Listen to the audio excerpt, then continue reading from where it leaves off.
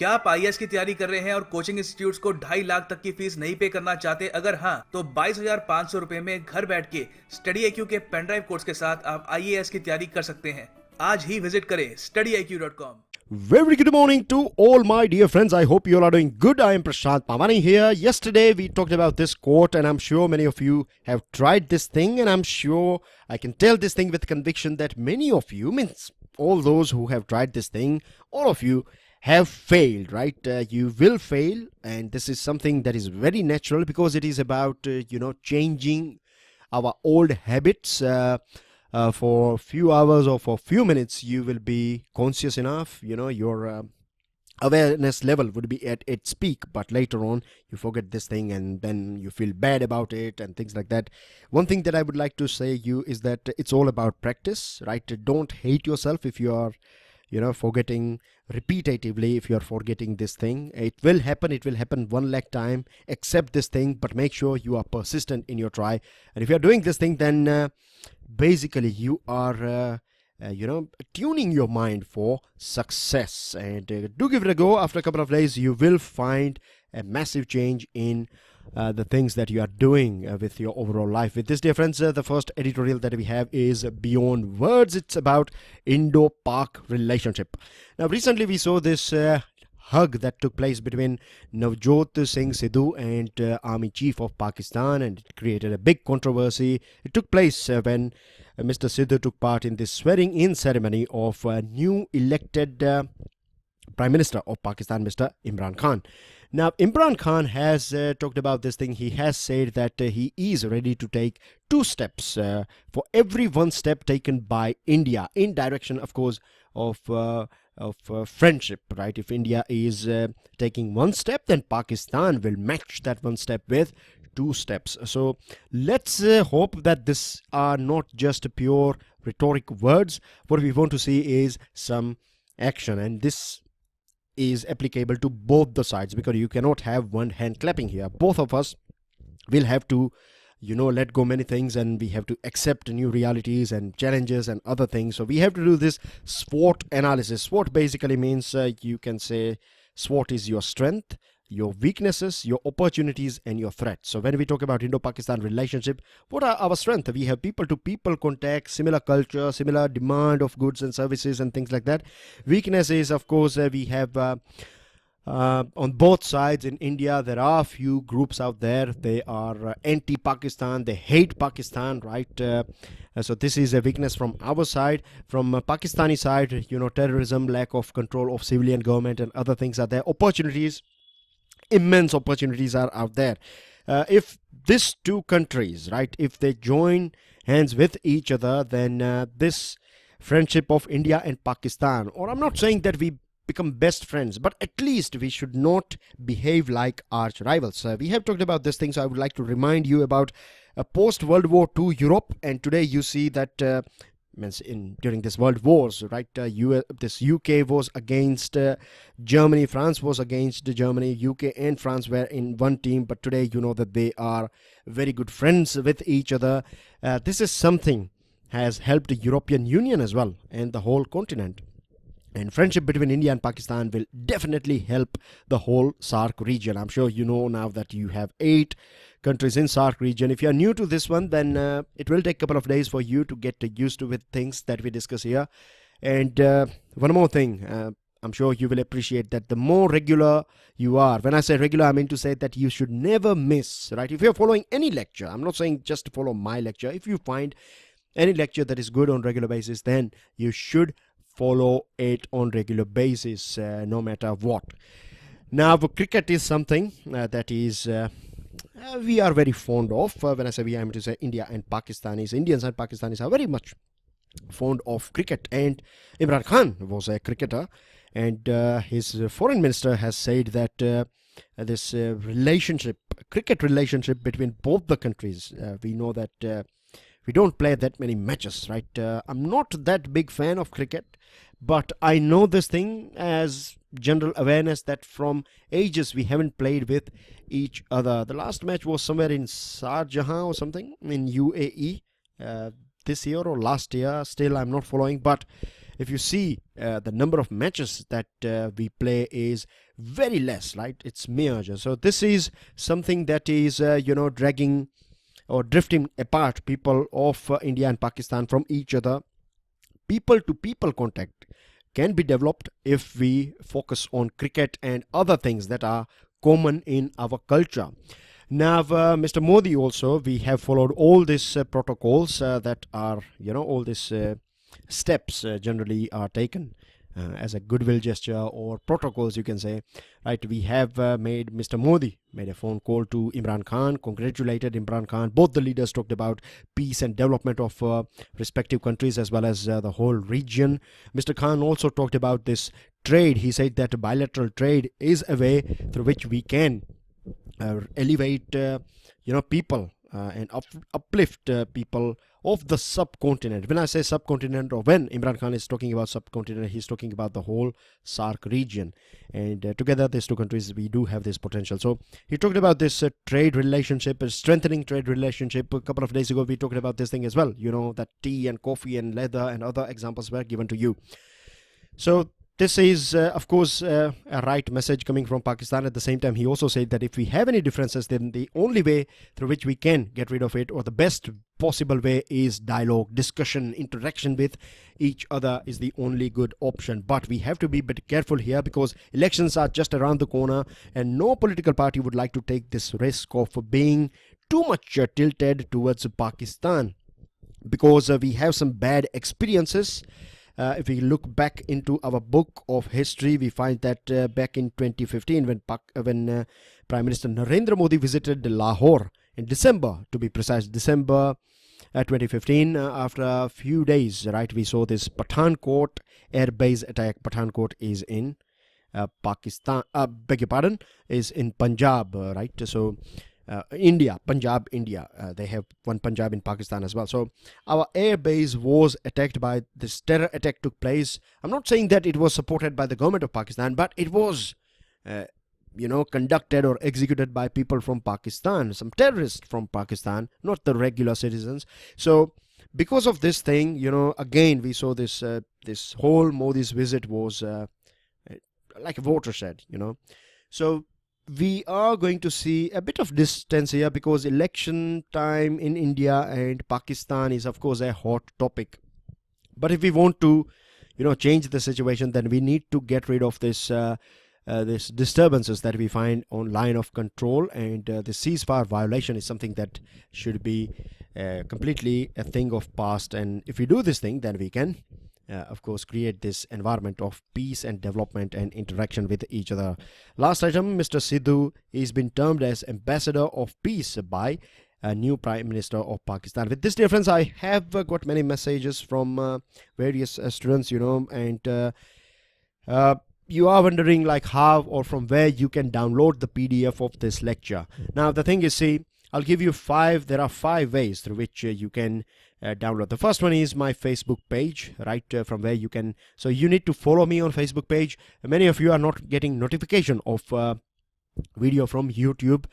We are working with YouTube. We are trying to sort it out. We are trying to understand why our dear subscribers are not getting, it's not that everyone is not getting, but there are few subscribers, right, they are not getting. So we are working on this thing as well. But for time being, what you can do is you can follow me on my Facebook page, or you can follow Gaurav Garg as well. You can follow our other faculties, but if you follow me or Gaurav Garg, then you will get all the updates of all the lectures that we share on our YouTube.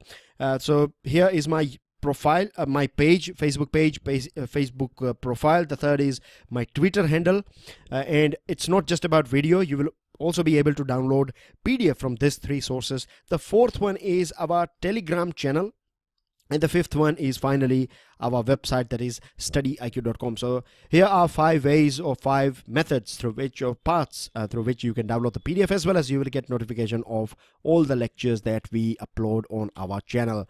With this, dear friends, second item that we have is pertaining to this clearing the path. It is about elephants and human interaction.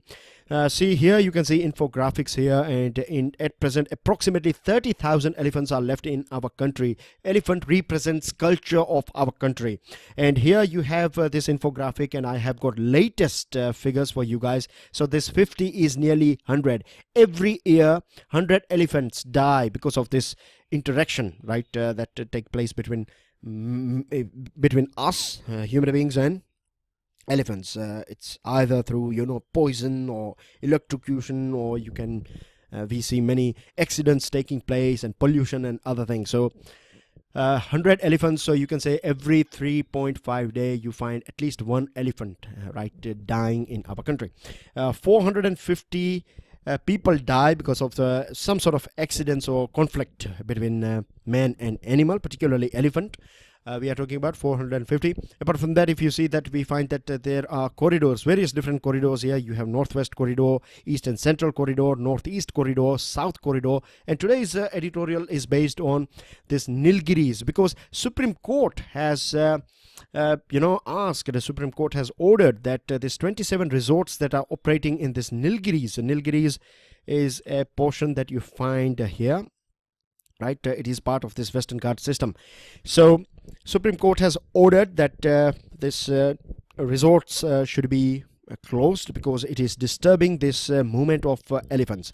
Now, elephant is a type of animal that it eats for nearly 19 hours a day, and it creates or produces 220 pounds of dung per day, while wandering over an area that cover up to 125 square miles.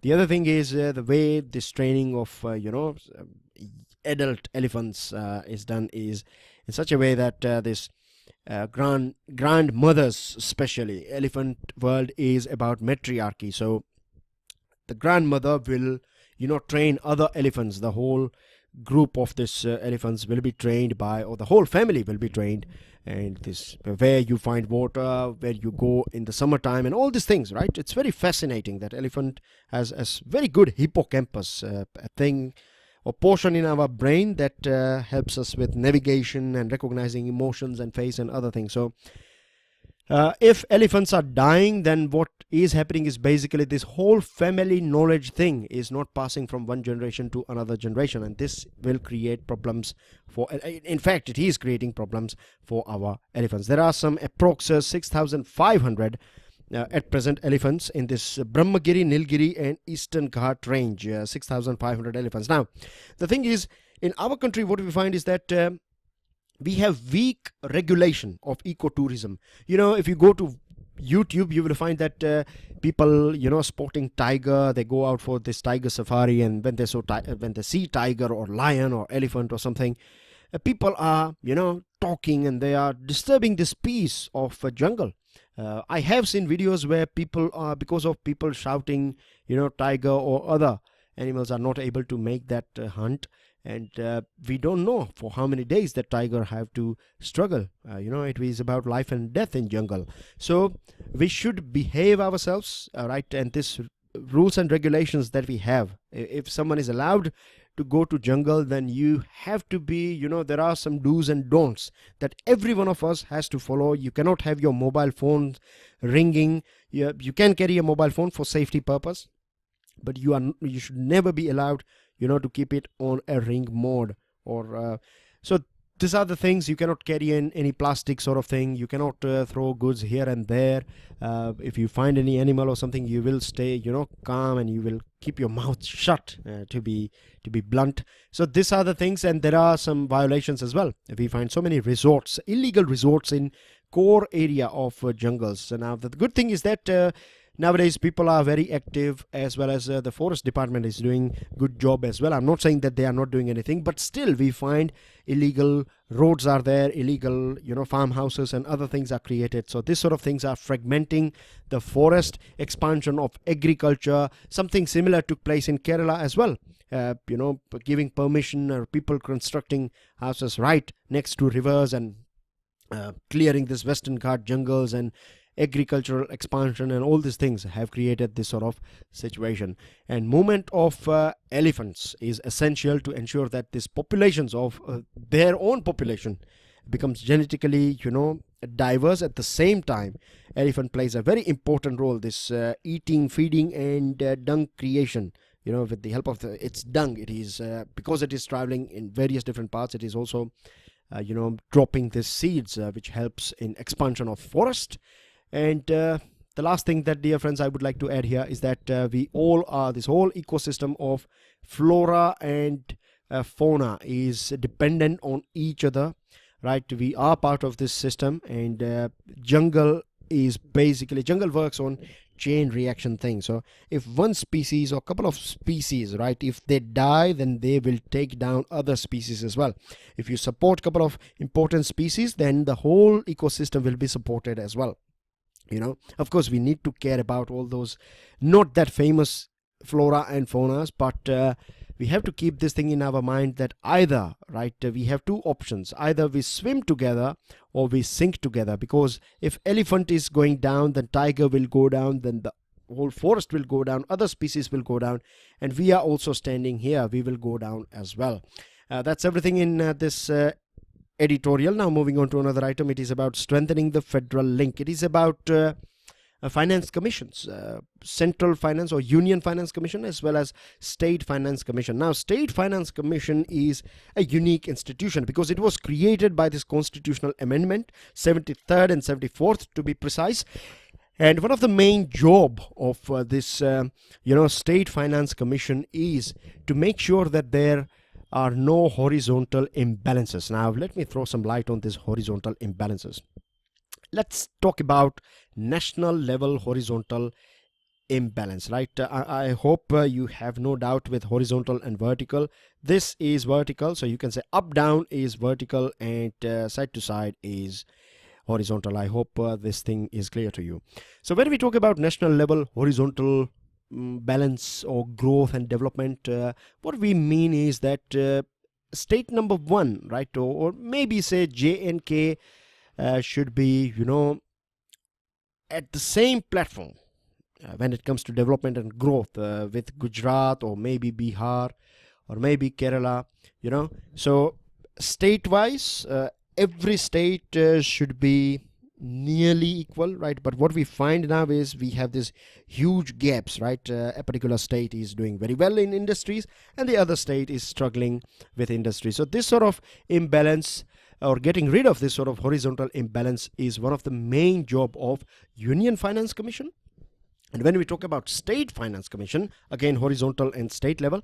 When we talk about state level, then of course it's about districts, right? That you have, say for example, 5 districts in one particular state, right? And you need to make sure that all these districts are having sort of they are in sync when it comes to development. So this is one of the main job of this State Finance Commission, and as per this article 231I of Constitution, it is clearly given their state governors, they need to constitute a finance commission, and it all started back in 1994. So since then, if we calculate, then we should have at least fifth generation of we should be in the 5th generation of this State Finance Commission. 140 reports should be there out there in public domain. But what do we find? The reality check is that till date, there are only handful of states like Assam, Himachal Pradesh, Tamil Nadu and Kerala. They have reached here at 5th generation. If we talk about other states, then we find that many states are still here in 3rd generation, and there are many they are still lagging behind. So it's not about their capacity, it is about constitution. How can a state violate the mandate that or thing that is given in constitution, and with impunity, with you can say without paying any sort of penalty, or without paying or going through any sort of punishment or reprimand? How can a state continue this way? It's not, the big question here is that is honoring the constitution a matter of convenience? That you cannot come out with this sort of explanation or excuses that we were not having this sort of capacity. It is about lack of political will. That's the main thing here. Now when we talk about the Union Finance Commission, as I have already explained you, horizontal and vertical thing, right? So that's what you find here, that UFC, that is Union Finance Commission, and one of the main job is this horizontal and vertical imbalance should be removed. And when it comes to State Finance Commission, right, the state sub level as well, right, institutions should be this sort of imbalance as well should not be there. And let me throw some more light on this thing. I think I should throw some more light. Let me tell you that if you go through constitution, right, our constitution clearly states that of course we have central government and we have state governments, but that does not mean that the pyramid will be like this way. It's not that union government is superior to state government and state government is superior to this panchayat or local administration. Not at all.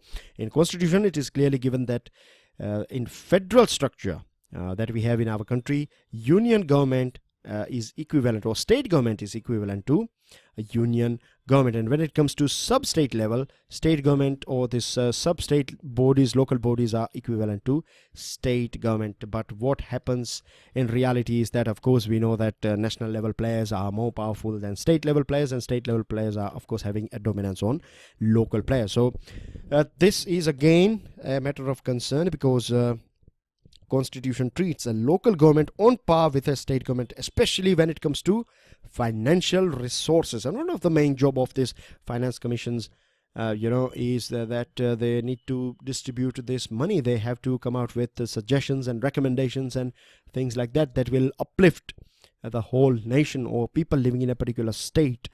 And what do we find? We have this imbalance, and it's not just about imbalance of growth and development or financial distribution. It is also about imbalance of data as well, because if you see Union Finance Commission, then it has a very good data collection techniques and other things. But when it comes to State Finance Commission, they don't have reliable data, and because of this thing they are not able to perform. So data. Without data they cannot create a palace, isn't it? Or without bricks you cannot create a wall. In the same way, without data you cannot take or develop important policies. So data, reliable data is a thing that is need of the hour for states. Apart from that, when it comes to hand holding, right, hand holding means central government or this UFCs helping this SFCs. This is something that is missing, and this is, if we are not working on this thing, if we don't take State Finance Commission seriously, then grassroots level development will not take place. At the same time, this whole federation or this Indian federal system that we have will not become competitive and cooperative.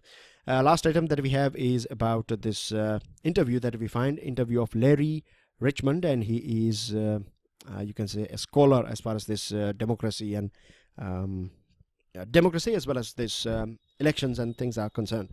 So here I'm giving you a gist of this interview. What he's saying is basically that there were two waves of democratic expansion, and both these waves ended in a tragedy with reverse waves of democratic implosions. So what it means is that if you go back in the history of the world, you find that USA, then France, and then there were other countries like New Zealand. All these countries, they became democratic countries, and they have stayed democratic for till now so far. But when you go back, I'll give you small examples, right? Practical examples. Like USA is the oldest democracy, but what democracy we have today in our country, right? If we compare it with USA, or what democracy USA is having at present, if you compare it with what it used to have, then you will find that it was name on surface level, yes, it is democracy, but racial discrimination was prevalent in USA till 60s and 70s, isn't it? And even today we find this sort of cases, but that's a different thing.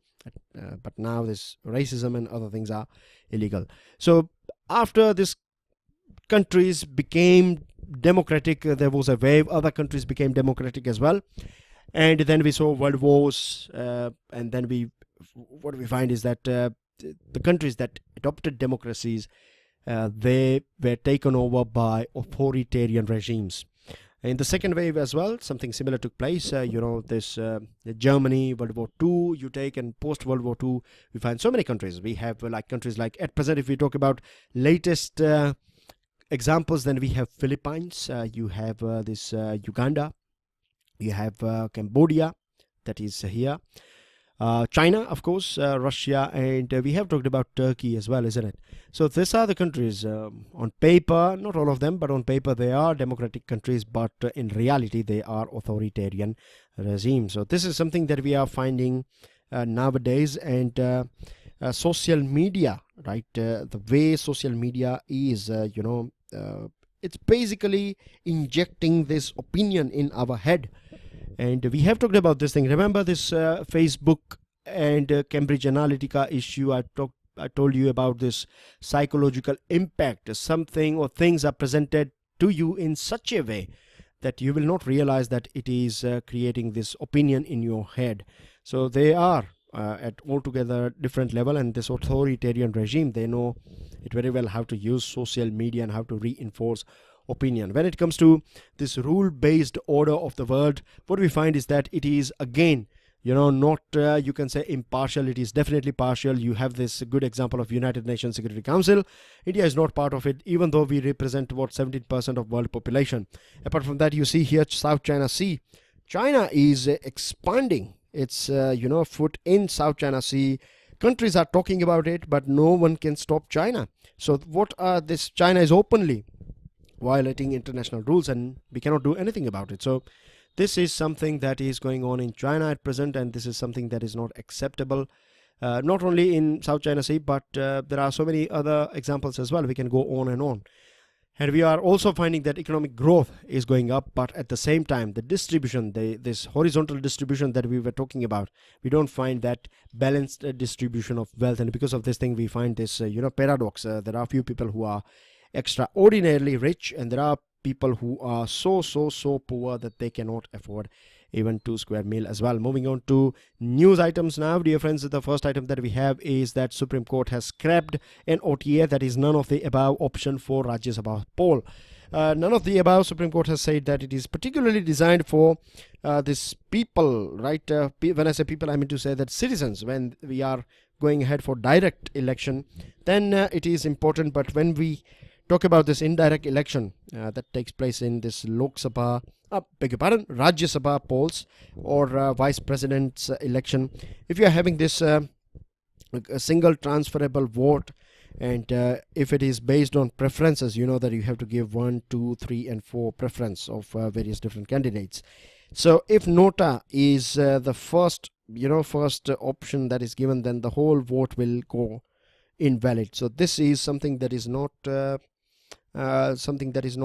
acceptable or practical, has been said by Supreme Court. Apart from that, you know that the whip is issued by political parties, and if politicians belonging to that political party, if they are not following rules and regulation of a party or a flag under which they are working, then this will create cross voting and corruption, which is obnoxious, has been said by Supreme Court. Supreme Court has planned to clean up politics, and it's a very good step. Let's hope that this thing is implemented in heart and spirit as soon as possible. Election Commission has been suggested that you find take criminal records and publish them so that the entire country knows how many criminals are there in a particular party. And because of this thing, political parties will stay away from this sort of criminals. We need to thank UAE, that is United Arab Emirates. Thank you so much for promising us to give 700 crore rupees for helping the state of Kerala. And you can also see here that the central government has ruled out this total ban on firecrackers. You can see here data of International Labour Organization. If we compare the wages, what we used to get in 1994, it has nearly doubled. This is an average daily wage. But when we compare urban and rural gap, we find that in urban area, a person will earn nearly 400 rupees, but in rural area, it is somewhere nearby 200 rupees. So this is not fair. At the same time, when we compare wages of men and women, then as well we find this big gap, which is again not fair for our ladies lot. And then we have this financial news. WhatsApp CEO interacted with our IT minister, and we have asked them to appoint a grievance officer to act fast on complaints of fake news or violent videos. We have asked them to store data of Indians locally. We have also said that if you don't follow the law of the land, then you will be in clash with the rule of the country or with law. And we have also another item that is associated with e-commerce debate. E-commerce players are saying that this draft rules are good for them.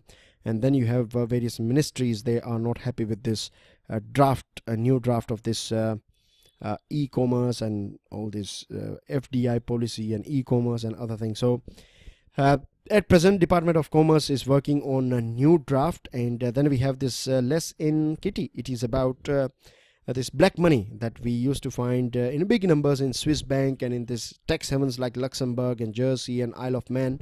The numbers are dropping down from 119 in Isle of Man in 2013. It is $72 million in 2017. So same goes with other places as well. So this is a good thing. Here are your vocabularies. The right to surrender is to, to give up, or you can say to stop resisting. Partiality, or partially, not partiality, but partially means only in parts.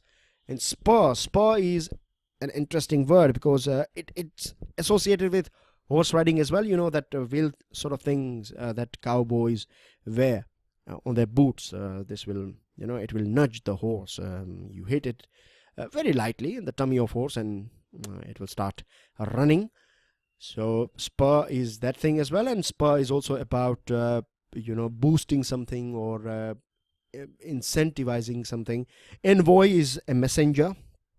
Diplomatic messenger. And I have a question for you. Aid, can you give me the meaning of this word called aid? This is a sort of homework for you guys. Thank you very much for taking part in this question of map based question. Here are the capitals of these ASEAN countries, and dear friends, a map based quiz of the day is that you have to arrange ASEAN countries' capital from north to south. It's a bit tough task, but it is very interesting as well, and you find this sort of questions in your prelims examination as well. Full form of Bay of Bengal is here. This is your answer. And 7, very quickly I'll tell you benefits of Ujjwala. Registration in name of women, so the credibility of women in household goes up. Safety, see, there's safety from snake bites and scorpion bites. Time management, she can spend more time after her kids and elderly people. Her health as well, too much of labor work will take a toll on your body. Crimes like rapes and other sort of things are out of question now because she will not have to travel at far places or in jungle. And indoor pollution has gone as well with the help of this Ujjwala Yojana. These are your 2 new questions with this difference. Don't forget to check out StudyIQ.com to find out more about our pen drive and tablet courses. Don't forget to share this lecture with other students. You are brand ambassador of my lecture, and don't forget to hit the like button if you have learned something from today's discussion. Post your answers in the comment section of this video. If you have any question or queries, feel free to ask. Don't forget to hit the notification bell and subscribe to our YouTube channel. God bless you all. Enjoy your day. I'll see you all tomorrow. Jai Hind.